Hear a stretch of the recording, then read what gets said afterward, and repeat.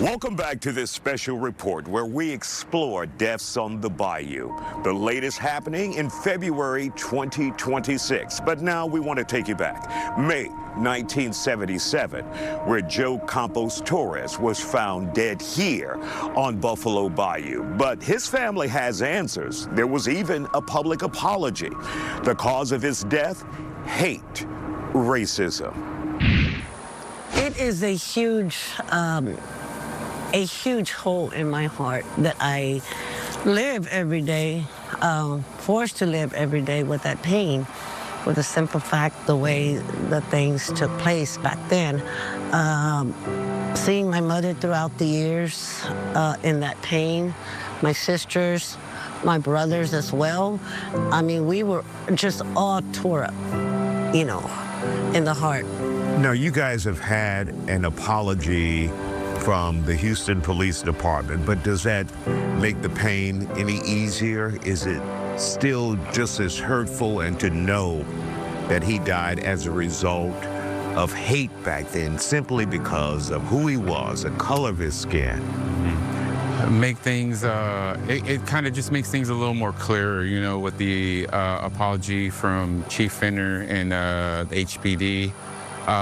Acknowledging the wrongdoing on behalf of the Houston Police Department, but it does kind of highlight the problem that people of color at that time were facing and that they continue to face to this day. And Janie, when you got the apology, you learned of the apology. What did it mean to you, if anything? Some people say, well, at least they apologize. No, we cannot sugarcoat that incident that happened to my brother. We cannot compare it to an apology, you know, because the pain is always going to still be there. But we got a life sentence of pain.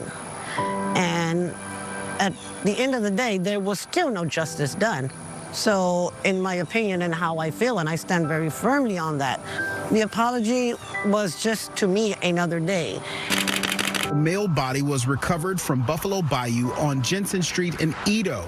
It's a concern for us because we obviously got to determine how the bodies got there, what was the cause of it, was it foul play, was it suicide? Spotted what appeared to be the body of an adult man in the water. And now in 2025, 2026, even the years before, Richard, there are more bodies popping up in the bayou. Is that a reminder all the time of what happened to your uncle here?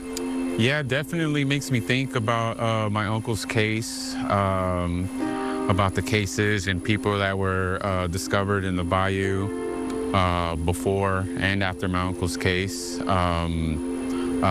It kind of just makes me look at the bigger picture of like what's really going on, and also how do we address that? How does the city address that? What are the steps? What are they doing to address these bodies that are being found? And Janie, for you, your thoughts about the current wave of remains that they're pulling from the bayou? And again, I do stand firmly on this. When this bodies, when it started coming up a few years ago, so many in a month, and then again another month, and then slows down, and then another month, and then last year as well. You cannot tell me that they just took it upon themselves and did that.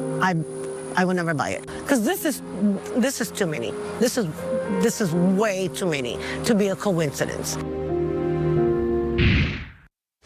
Don't go anywhere. We'll be back with more of this special report where we explore deaths on the bayou.